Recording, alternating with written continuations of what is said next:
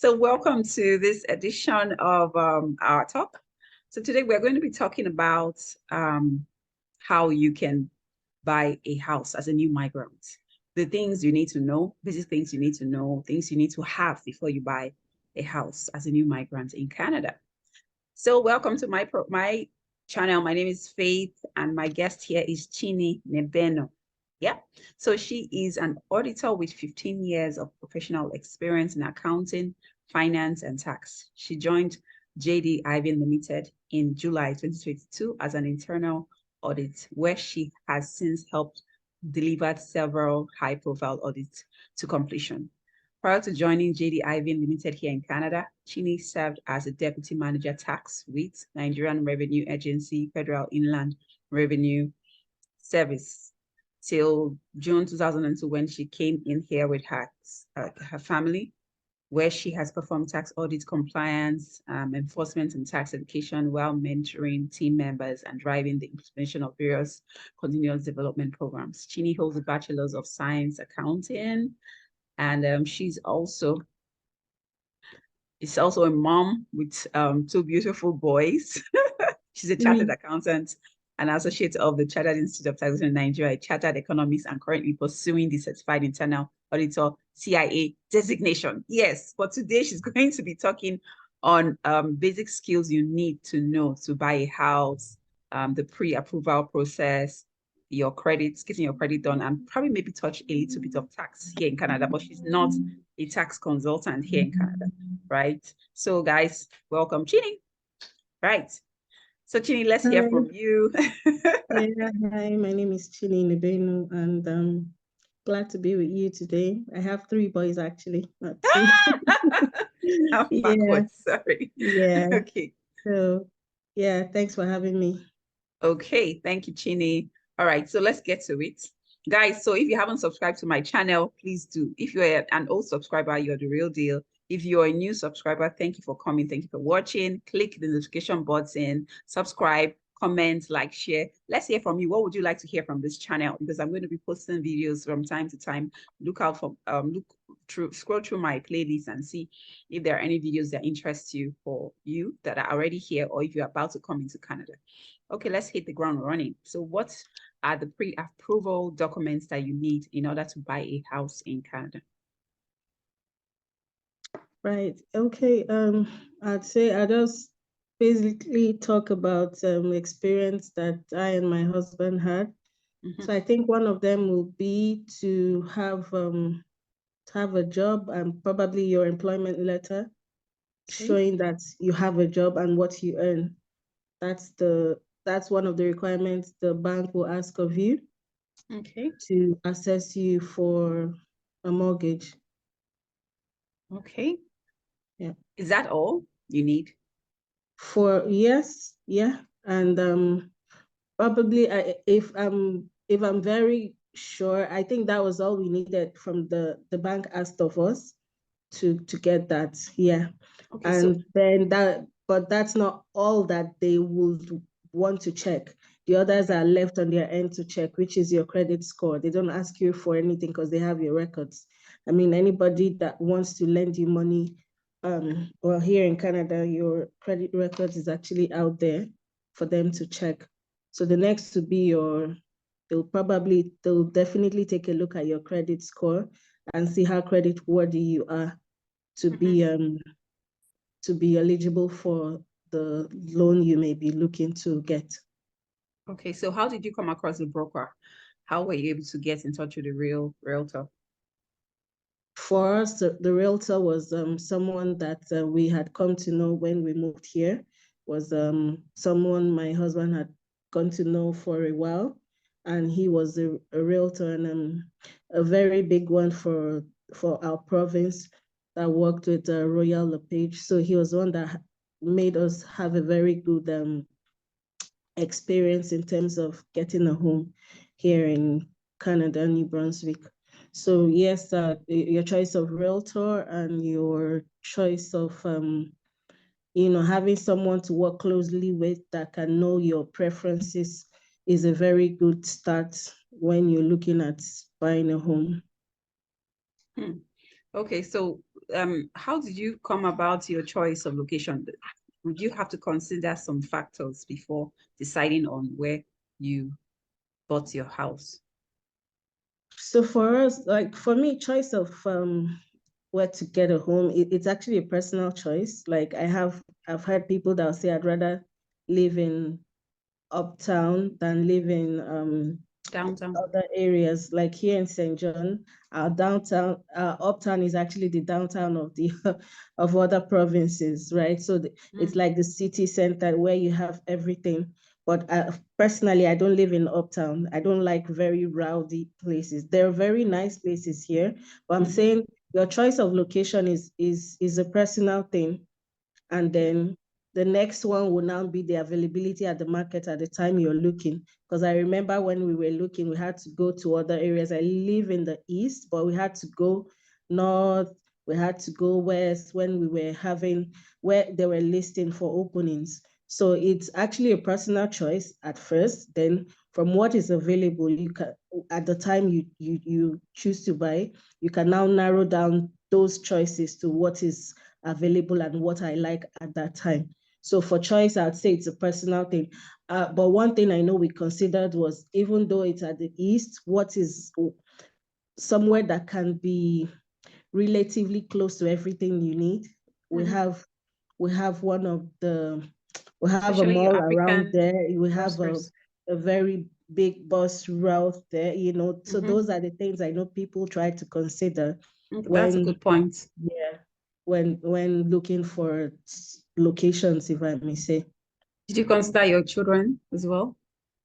Their school, I didn't consider that them at because first, okay. when even if you're not buying a home, even when you're moving from house to house, even within the same place, you need to notify the school district, and your children's school may just change. And for us, that was the case. All schools, the school they are in currently is not so far from the one they were attending before we moved house. But the issue here is that once you're moving, give your current address to the school and they'll see how many kilometers far it is from the closest school.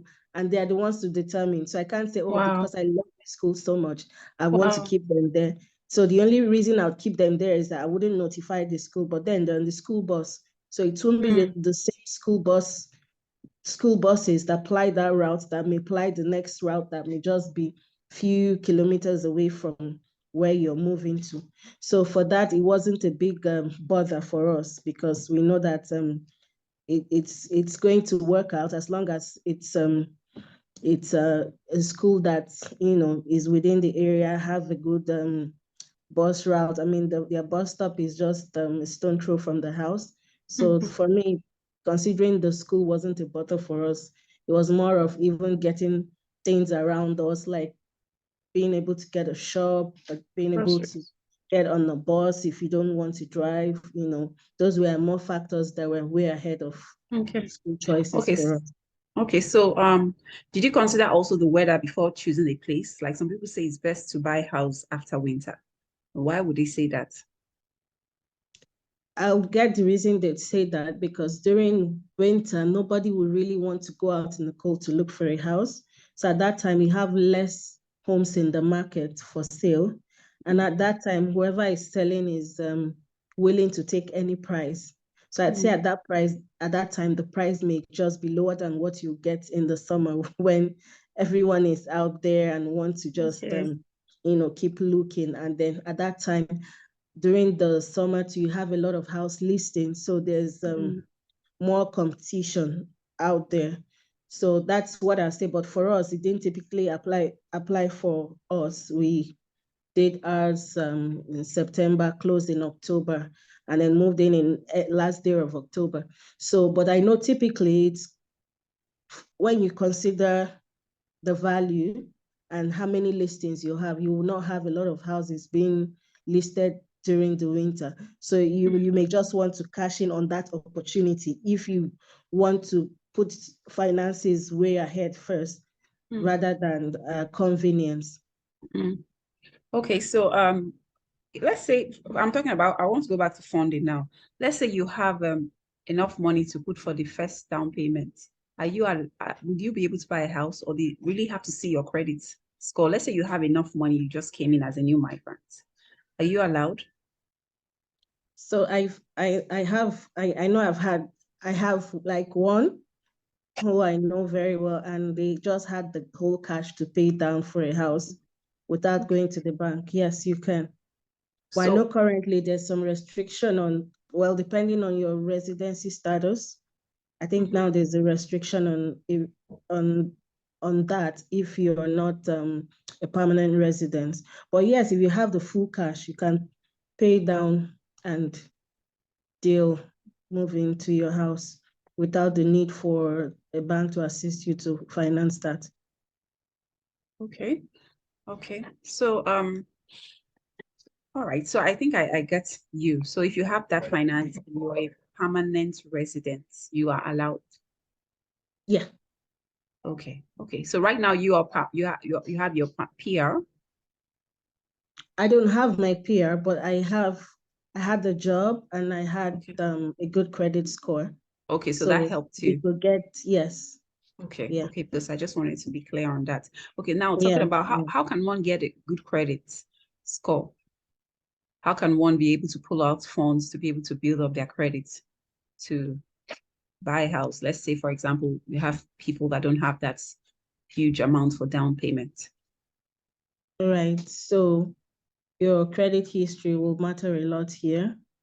Your credit Okay. culture, um how much time do you hold do you carry debt in your card? You Mm, know, just basically having a good financial plan for yourself mm, is a starting point. okay. Then having a good or healthy credit history as Mhm, well.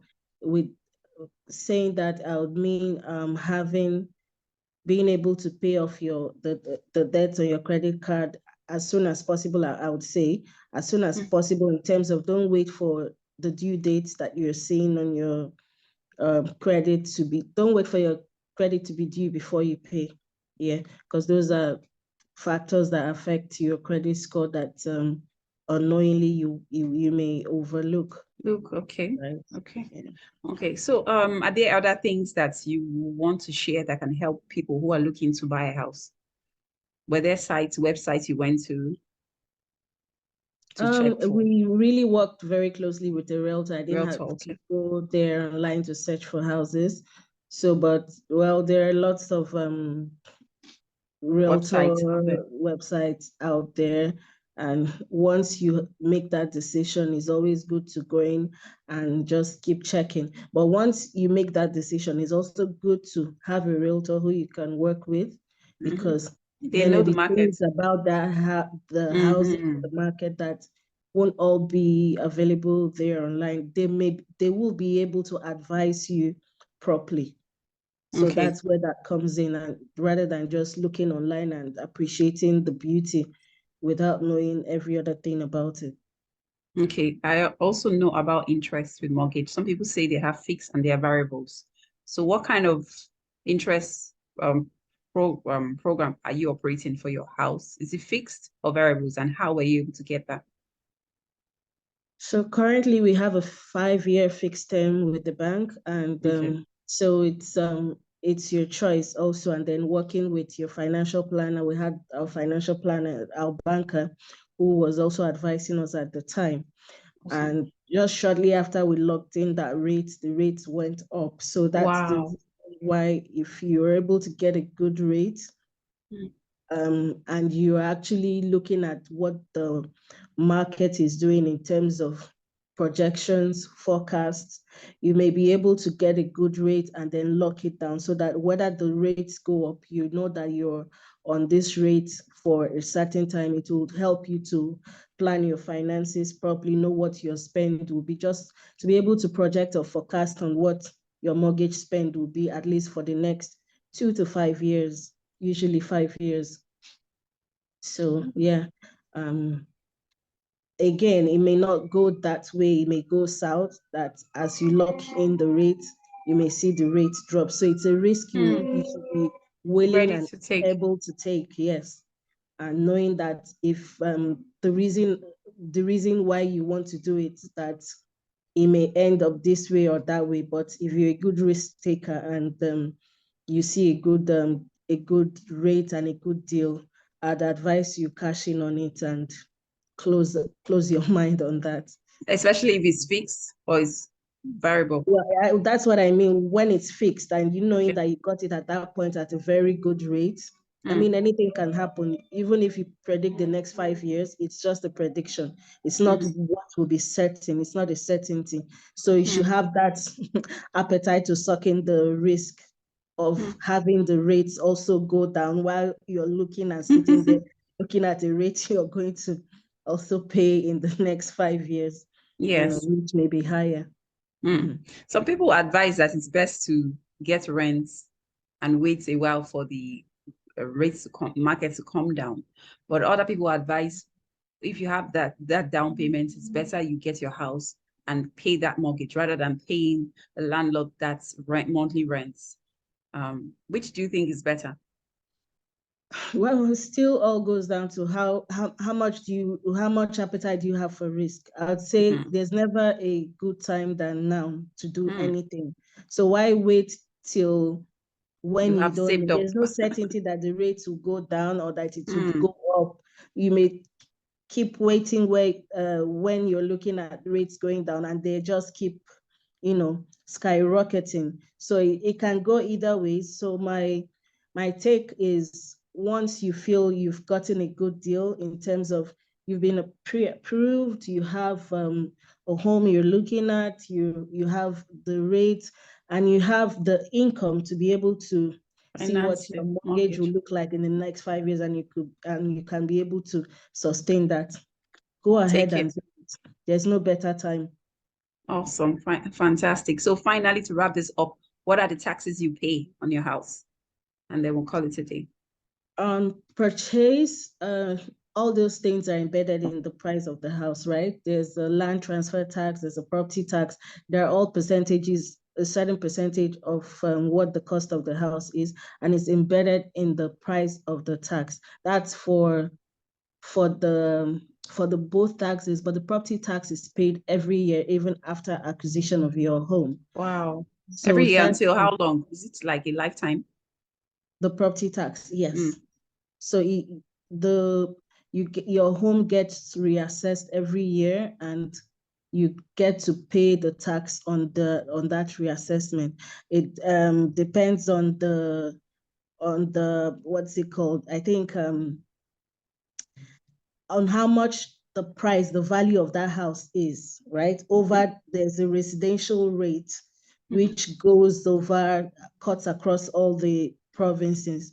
So I mhm, know for St. John, it's about 1.7, mhm, yeah, 1.7% of what the value of the house is every year. mhm. For other provinces, like we have Alberta is like Calgary is like 0.6% of the value of the house. So when that value is gotten, you can choose to pay it off once, or you can choose to spread it across and put it in your mortgage. So, but for property tax is paid every year. It's only the land transfer tax that is a part of the cost of is built in the cost Property. of the house Property. at the initial purchase. Yes. So, but property tax you have to pay yearly. Yeah. For how long? I think for as long as you have that property, because what happens is when you decide to sell it, like in our own case, the previous owner had already paid property tax for the whole year. So when you have to sell it, the new owner will have to refund you the the percentage of the remaining of the months where he or she is not going to be in the house anymore. So I think we had to pay back the last 3 months of last year. So Okay. it's assessed yearly, and you find most people pay it in maybe 6 months, or like the bulk of the property tax, you can decide to break it and pay it every 6 months, or impute it in your mortgage and pay that off every month. Wow, amazing. Amazing. Thank you so much for today. Guys, thank you for watching. I'm sure you've gotten a lot of information. I'll be putting down websites where you can check about how you can buy a house in Canada and all the necessary documents you need to put in. So if you're just coming, please subscribe. If you're an old subscriber, thank you so much. And I'll see you again next time. Thank you, Chini. Do have a wonderful day, guys. Bye. Thanks, Faith. Take care. All right.